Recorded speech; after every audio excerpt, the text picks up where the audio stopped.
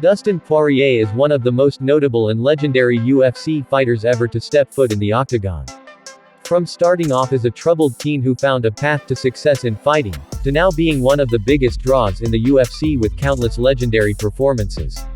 Poirier is a man of much more substance than what his MMA resume shows. He is a family man, a charitable celebrity, and a successful businessman who leans on his family for support through all of life's ups and downs.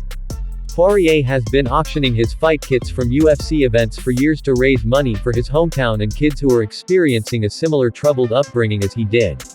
The embedded tweet above shows a promise dated back to 2017 where he talks about the hunger issues in Louisiana.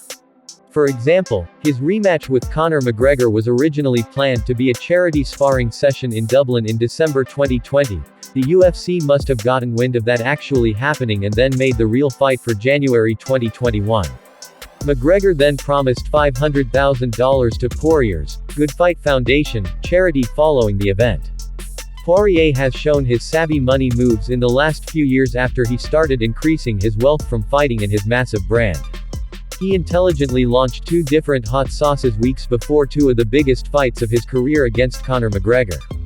All the eyeballs on that fight were also on the new hot sauce that made appearances all over UFC media outlets.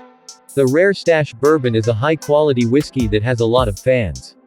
Celebrities and professional athletes have been dipping into the alcohol industry for years now as the two markets go hand in hand. Poirier might not have ever had undisputed gold wrapped around his waist, but his legacy will be defined by always facing the best in the world and putting on some of the best performances for the UFC fans.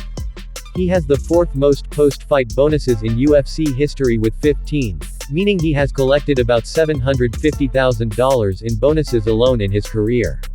Even if 5 feet 9 inches is a pretty average height for lightweights in MMA, Poirier's physical strength and muscle mass make him look like the bigger man in all of his fights. It is shocking to hear about his time spent fighting down at 145 pounds in the first half of his MMA career. Poirier has mentioned that he used to have to make weight at featherweight, cutting down from as high as 187 pounds. With his stature and current, walking around weight, of about 185 pounds, a move to welterweight for any big fights seems logical for Poirier to end his career. There are fights with welterweights like Colby Covington or even a quadrilogy with Conor McGregor that make sense.